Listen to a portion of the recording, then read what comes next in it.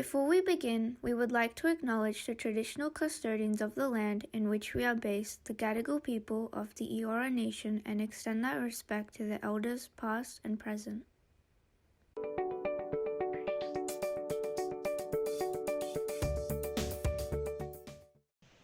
Hello and welcome to Inspire, our fortnightly series where we talk to interesting people and share their stories. Today we are lucky enough to be joined by Shona Fitzgerald, an expert in the field of water and sanitation who is currently working at World Bank. Hi Shona. Hi. Okay, so let's move into some of the questions. Despite your professional career being based around the human need of water and sanitation, you've actually worked for a range of organizations involved in government-owned nonprofits and global institutions. What have you found to be the key difference between these, and what was the motivating factor for your career transition and selection? Thanks for that question. So just as a bit of context, I started out my career as a water and wastewater treatment engineer at Sydney Water. I assume there's a lot of people listening in Australia, but just for context, they're a big utility. So they're the urban water utility for Sydney. And I spent about 6 years with them.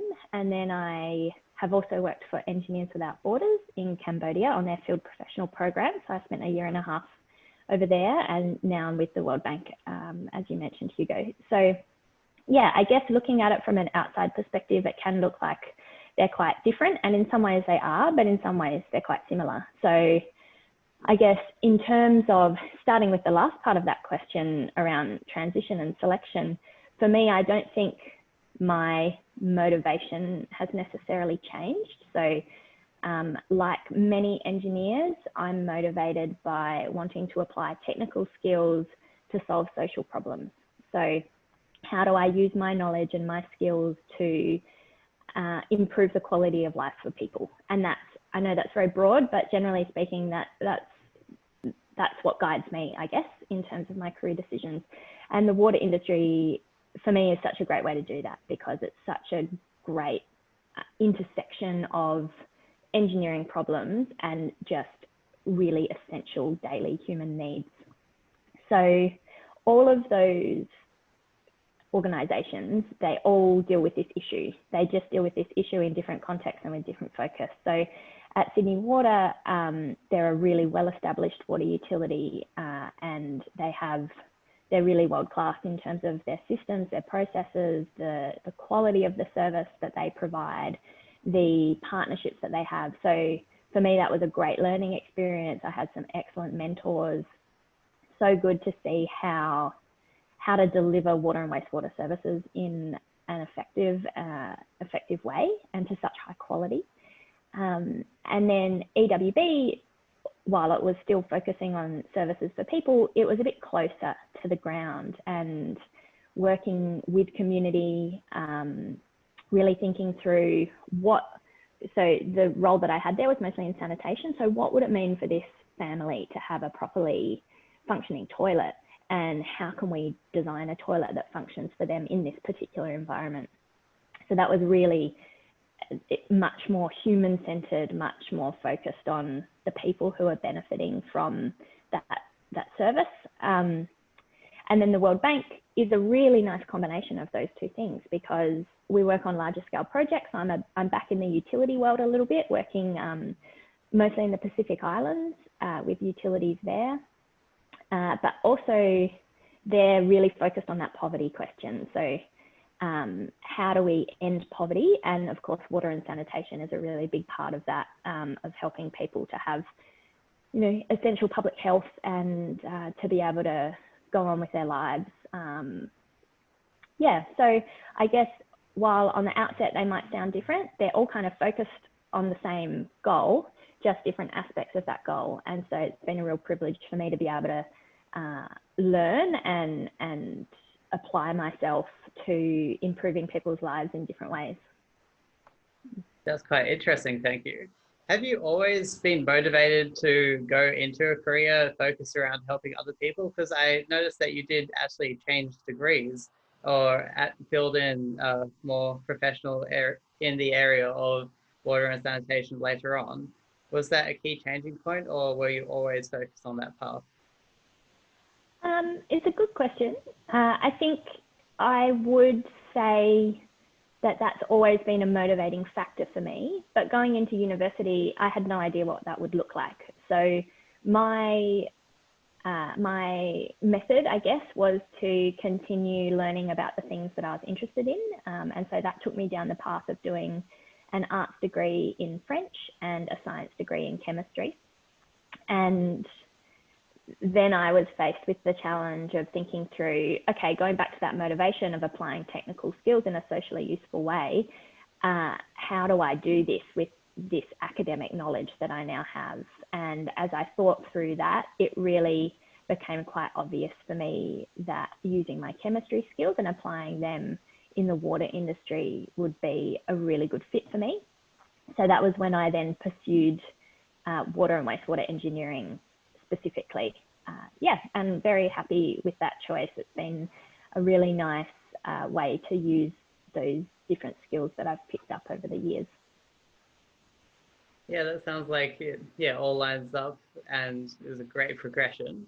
Have you actually used your French in your career that often? I know that some of the islands off the coast of Australia or in the surrounding area do actually speak French. So have you used it for that? The short answer is no, because I don't currently work in French-speaking countries. However, for me, I really love that I have that skill and potentially can apply that skill in the future. But the way that I have used that degree is more in terms of what language learning gives you in terms of abstract thinking, understanding culture, understanding social context. And my degree in French gave me a really good opportunity to dig into sociology and issues of identity and migration and all of those things. So that's probably more what I use or what's influenced the way that I work. Yeah. I've seen so many studies on how learning a second language is really helpful for problem solving and just improving your thinking in general. Unfortunately, I've only been able to learn coding languages because they're just easier for me.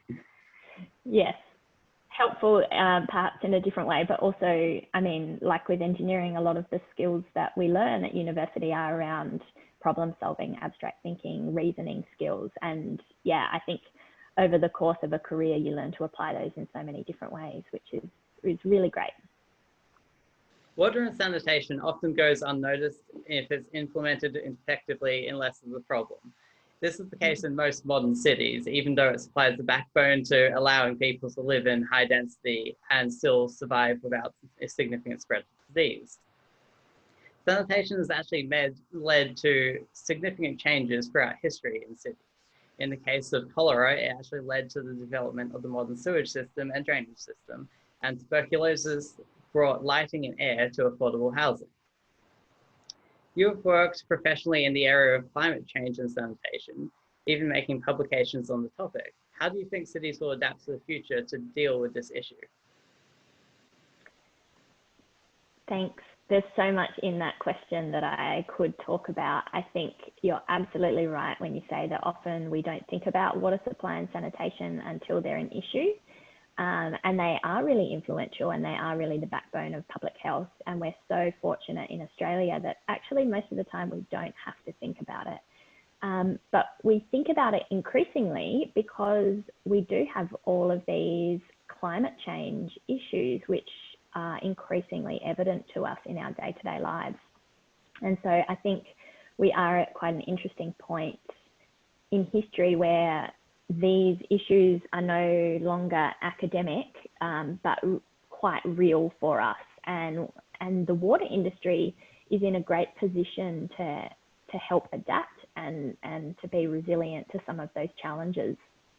I'm personally really interested in ideas around cities in particular, so ideas around our city planning and how we can plan cities in a way that really gives social benefit, that improve people's quality of life.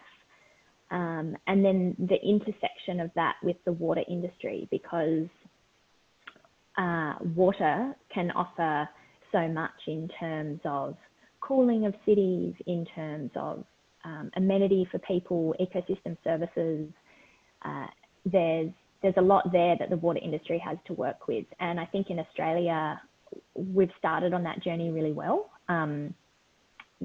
exploring blue-green infrastructure, green corridors in cities. I'm sure everybody can think of an example, certainly in a close capital city, or maybe even in their local area where they've seen improvements that maybe the utility or the council has made through parks or stormwater management or different things which have improved their quality of life. And I think that's really great. The other thing that I think where there's a big opportunity is in what we call the circular economy. So how do we not think about wastewater as waste, but think about wastewater as a resource? And we know that there's a lot in wastewater that we can use in a positive way. So we can extract energy, we can extract nutrients, lots of examples around the world of how we go about that. In Australia, we're very good at recycling water for irrigation, though there's a lot more scope to do different things, either to move into a potable reuse world or to extend our use of recycled water for agriculture and irrigation. So there's a lot of opportunity there. There's other opportunity in terms of nutrients, both for agriculture, for animal feed, things like that. So I think this idea of the circular economy is going to play a huge role in how we adapt to climate change. And then it links in, as you mentioned, sanitation, of course, it links into that, collecting and treating wastewater in cities. So I think the great thing about cities is that there are economies of scale. So there's actually huge opportunity to use our resources better. And in Australia, we've seen some government commitment towards that. In other countries, it can be difficult, I think, because sometimes it's more expensive to set up or to build the infrastructure that's required for those things. So there's big challenges around funding, there's challenges around knowledge, being able to operate and maintain different technologies, things like that. But I think the key message there is that, in cities, there's huge opportunity. The Cooperative Research Centre for Water Sensitive Cities has done heaps of work in this space if anyone listening is interested. And lots of resources to draw on there. I guess it's probably also just worth saying that while cities have a lot of opportunity, we also can't forget the challenges in rural areas. And in rural areas, you don't have those economies of scale. So it can be really difficult to find ways to build water and wastewater infrastructure in an affordable way and in a way that, the operation and maintenance can be sustained. And that's a problem in rural Australia as much as it is in developing countries as well. So that's a different challenge, but also one that we can't forget. And the other thing that we shouldn't forget either is that when we're talking about climate change and we're talking about cities, we know that vulnerable people living in cities, so marginalised, impoverished groups, often are disproportionately affected by the impacts of climate change. Maybe they live in informal settlements on the outskirts of cities or in peri-urban areas, more vulnerable to flooding, have to travel further for employment opportunities, things like that. And I think it's really important that we keep that in mind as well, that when we are making the most of these opportunities that we have, how are we making sure we include those people who are disproportionately affected and that we are considering them in the decisions that we make. What I found super interesting about that is like the pure complexity actually in a water system for even a city or regional areas. Because coming from having no or little to no background in the area of water and sanitation, like I would just think of it as there could be possibly a one solution fits all to the issue where you just somehow get more water magically through desalination or another method and it would stock up the city. But it seems like there's so many other complex routes where you can go through and reuse everything and make it a lot more efficient. Absolutely, yeah. I think that when we're in a place that we're used to turning on the tap and the water comes out and it's clean enough to drink, it's easy not to think about the complexity of the system that goes behind it.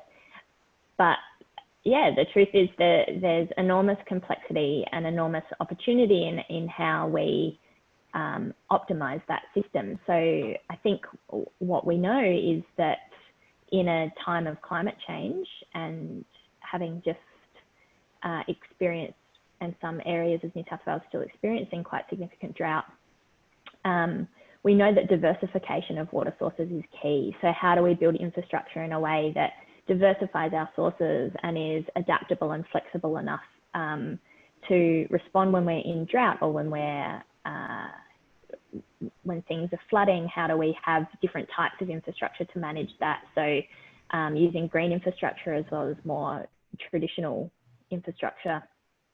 Yeah, so complexity, yeah, very true. There is complexity, and I think that's partly what makes it such an interesting industry, but also makes it quite tricky because behind all of those options and behind all of those decisions, there's politics and there's financing challenges and there's capacity challenges, particularly in developing countries. So yeah, there's a lot to work with. It's a very rich kind of tapestry of things that go into making water and sanitation happen. Innovation may also be pushed by focusing on people's specific human needs, which would be a focus of your work with EWB and World Bank. How have you and your teams actually ensured that the water solutions you implement are sustainable and will have a lasting effect? Yeah, it's always front of mind.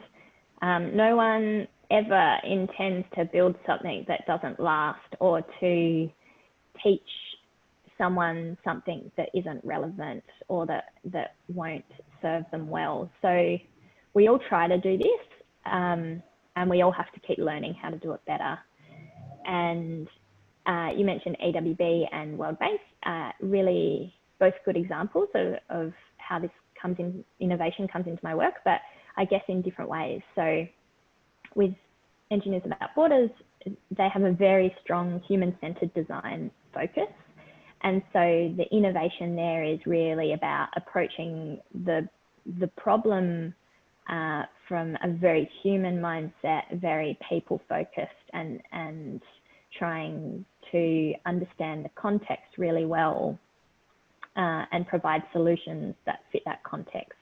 And that's the model around which we hope that those solutions will both be appropriate for that place and those people, but also will last. I think one thing I'd say about innovation and what I've learned, particularly through EWB, but also through other experience as well, is that context is everything. So I mentioned human-centered design. Human-centered design really starts with understanding the context and understanding the problem. And I often think that if you really dig into the context in a way that you think, well, that's a lot more detailed than you ever would have thought possible, and you really try and understand that place and those people, often the innovation just falls out of that. And while there's a temptation to really focus on the solution and focus on the details and explore all of that, in actual fact, if you really spend your time digging into the problem, then a lot of that stuff falls out quite easily. And there's an example that I always use. It's a bit old now, but in India in 2005, there was a particular province in India where they had quite low access to sanitation. So about 30% of people in the rural areas had toilets. And they started this process of digging into context. What is it about this place? How might we address this issue? And so they noticed, yep, okay, we've only got 30% access. Looked at issues such as vulnerability of women who are at high risk of being assaulted while if they have to defecate in the open at night, for example. So the sorts of things you might normally look at when you're looking at a water and sanitation problem. But then they also looked at other things that you might not immediately think about, like demographics. So what they found was that there was a higher percentage of men than there were women. And what that insight told them was that, okay, well, marriage is very highly valued. And so given that there's more men than women, maybe women actually have a bit of a say in who they want their spouse to be and what that partnership might look like. And so they started a campaign which was called No Loo, No I Do, where essentially the women said, unless you have a toilet, I will not marry you. And in 5 years, I think they built 1.4 million toilets. And it's just, I think, such a great example of there wasn't anything special about the technology. There wasn't anything special about the education campaign necessarily, but it was just, they really understood what was going to flip that equation. They really dug into the context to know how they might leverage that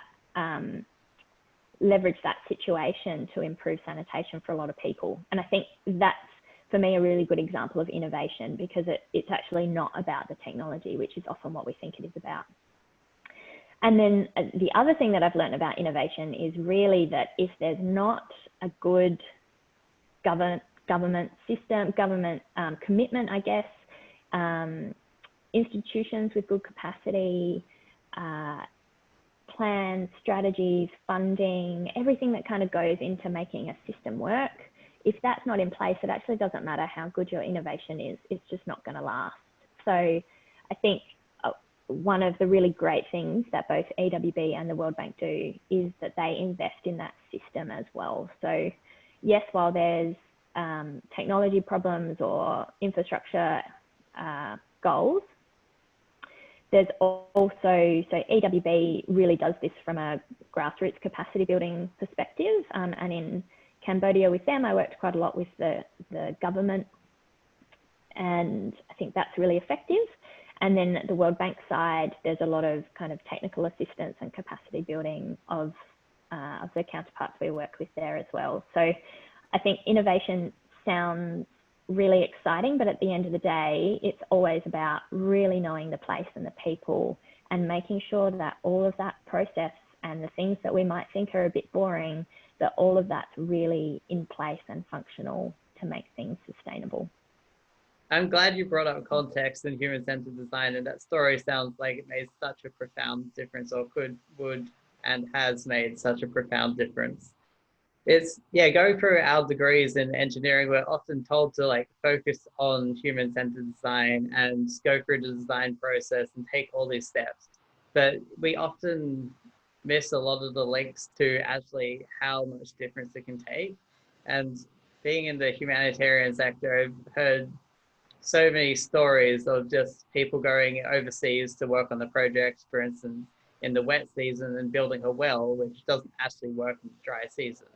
And so it's so important to make sure you go through all those major checks and think about human context and what will actually fit in that context. Working for multiple large organizations, which have been global, you've actually traveled the world and seen it and been part of experiences that you wouldn't normally see in Australia. What has been the most interesting thing you've experienced or been part of while you've been overseas?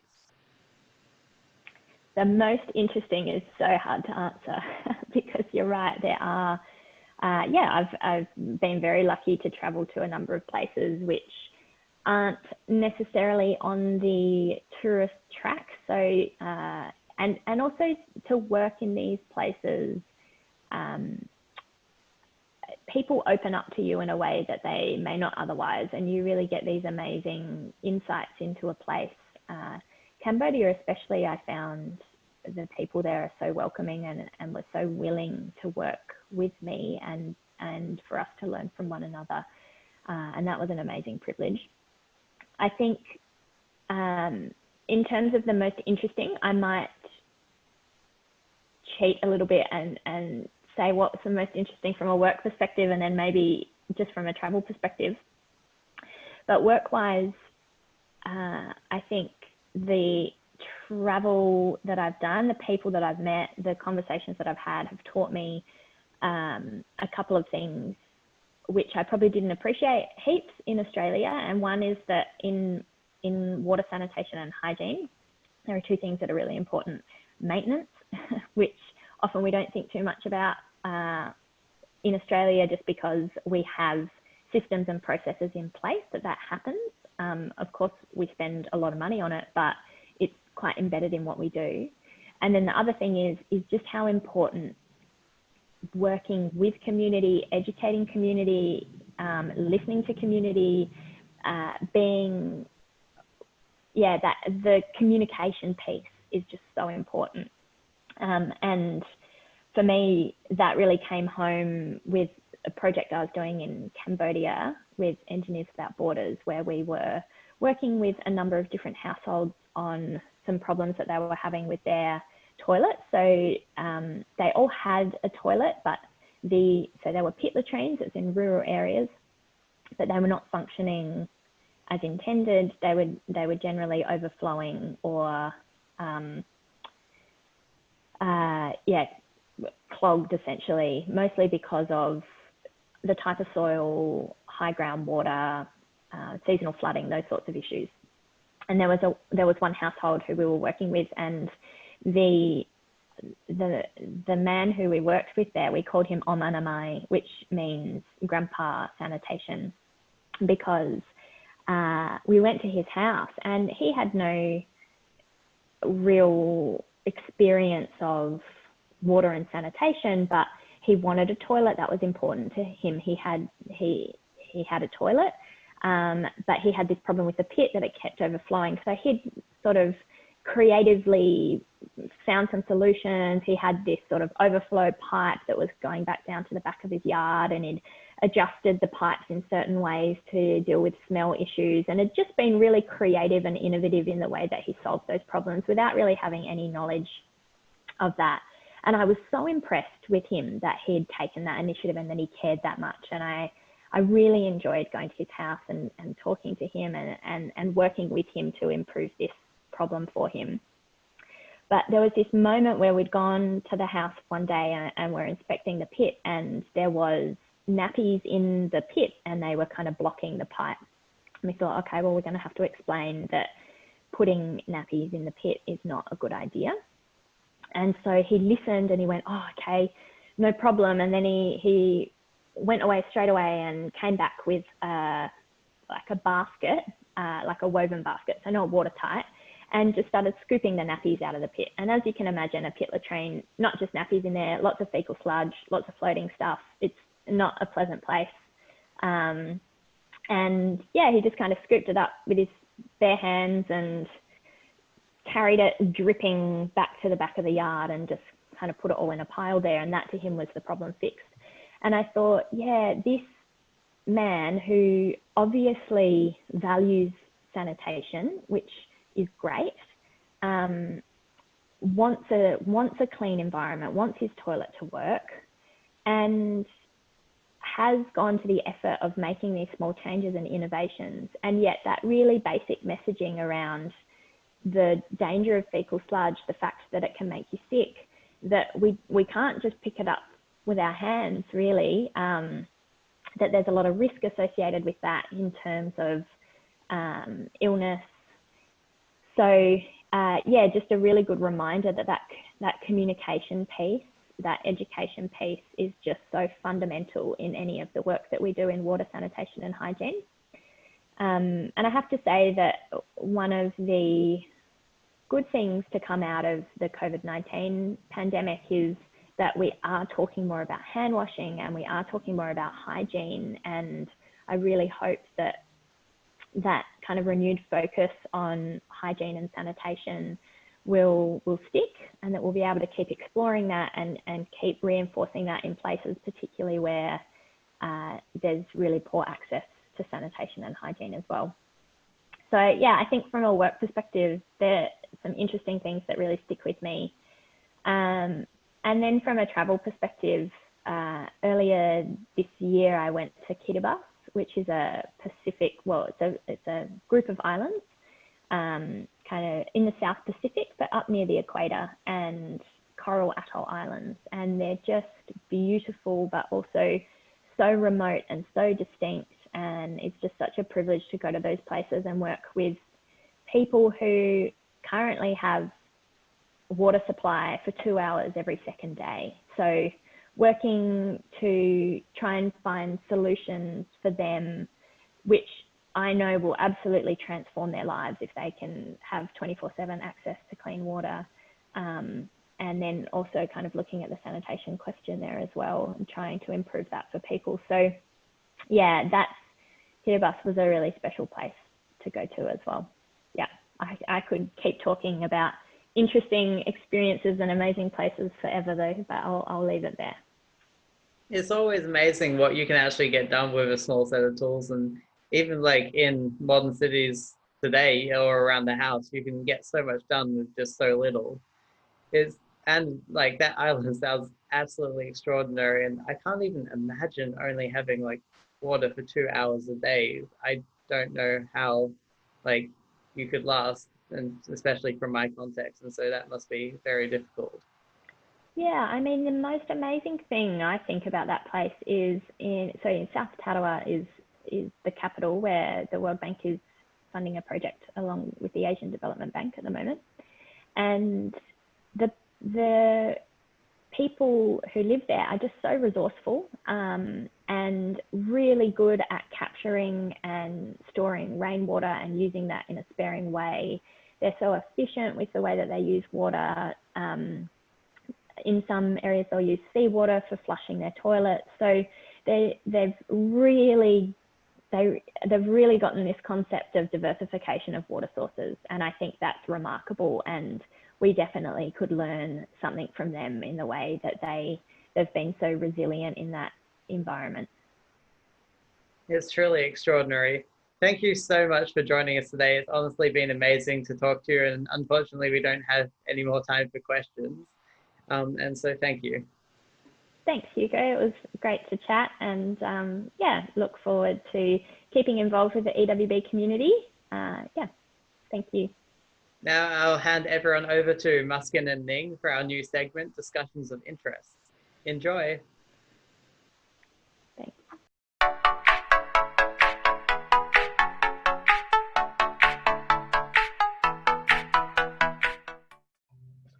Hey guys, welcome to the second part of our podcast, and today we'll be talking about the monoblock. So a couple of days ago, I saw this documentary that talked about the one block chair that we see everywhere. It's those white plastic chairs that can stack on each other and are quite comfortable to sit on. So this made me interested because it's one of the things that I've seen my whole life, but I never put a second thought about. So we went and did some digging about this chair, and this is what we found. This chair is more accurately named the monoblock. Yeah, I think it's the most sold chair in the world. It's pretty cheap, I would say. What about you, Ms. Kung? What do you think? Yep. Despite it being everywhere, it doesn't seem as comfortable as it should be. Yeah. When you sit on it for too long and it hurts. Does it? I don't think I've sat on it for too long before. And then there are lots of mosquitoes in everywhere. Doesn't protect you very well. Yeah. They're in every event I go to, those outdoor events. They all use this kind of chair. Yeah. Yeah. I think when I was younger, the massive gap with the handle, I fell through that. Safety hazard. Yeah. So I was looking into it, and monoblocks are produced using injection molding, where the mold is injected with heated plastic, and then that forms the shape of the chair. Oh. So that's why it's called the monoblock. It's like Yeah, one block. Yeah, exactly. Because it's like it doesn't need parts to be assembled. It's just one shape and that's it. Yeah. Yep. And you know what? Despite the molds being like really expensive, one chair only costs around like $3. Yeah, that's Which really is cheap. pricing. It's a really mass-produced chair. So Yeah. yeah, they figured out how to make it cheap. Yep. A Yeah. fast, efficient, and cheap material because it's plastic. Yeah, definitely. And it's not very sustainable because it's plastic. Yep. Yeah. And like, people don't really recycle. Yeah, they just chuck it probably. Goes into the landfill and people don't use it for a long time. It breaks down very quickly, I feel like. Yeah. Yeah. There should be like other ways of using it again or something. Yeah, I there's wonder. maybe there's ways to recycle it. Yeah. Or maybe like melt this down or something and then make it again. Yeah. Yeah. But I Definitely. wonder if it's that plastic. You know that there's the two types of plastics, like the Recyclable. PET or something. Yeah. Maybe this is not like recyclable plastic. But you never And know. they should, yeah. Yeah. um so about this monoblock chair, I have a bit of history about it. So like the first monoblock chair was made in 1946. It's not actually called monoblock back then. It's called the one-piece molded plastic chair and was designed by A.G. Dohan and D. Simpson. Sorry if I butchered those names. So at the time of the production, the process wasn't suitable for mass production like what we have today. And they look very similar to dining chairs. So time moved on, and like in the 1960s, some designer looked back on this chair and was interested in the design because it's a plastic chair, and they think it would be like they could do something more with it. So like a designer called Helmut got interested and he designed the Bowfingers chair. So that design is a stackable dining chair design. It looks, Also, yeah, sorry. yeah, no, it looks like you're gonna fall into the chair with the I back. don't like those school chairs, honestly. Yeah. Yeah. So like also in the 1960s, another chair was made by Werner Payton, and then it's called a Payton chair. So so this Payton chair is another predecessor to the monoblock chair, and it's the first one to use the same molding method. You can kind of tell because it's so like uniform. It's like they just bend. Aerodynamic. Yeah, aerodynamic. Yeah, exactly. So due to the success in the production of this chair, some other people was more interested into like this injection molding process, and they designed different chairs to fit it. So like in 1972, we have the Photo 300, which was designed by Henry Moissonnet. Again, the name might be a bit off. Which is very similar to the monoblock chair design we see today with the armchairs look. And They look really similar. yeah, it's really similar. But this one was still not mass produced.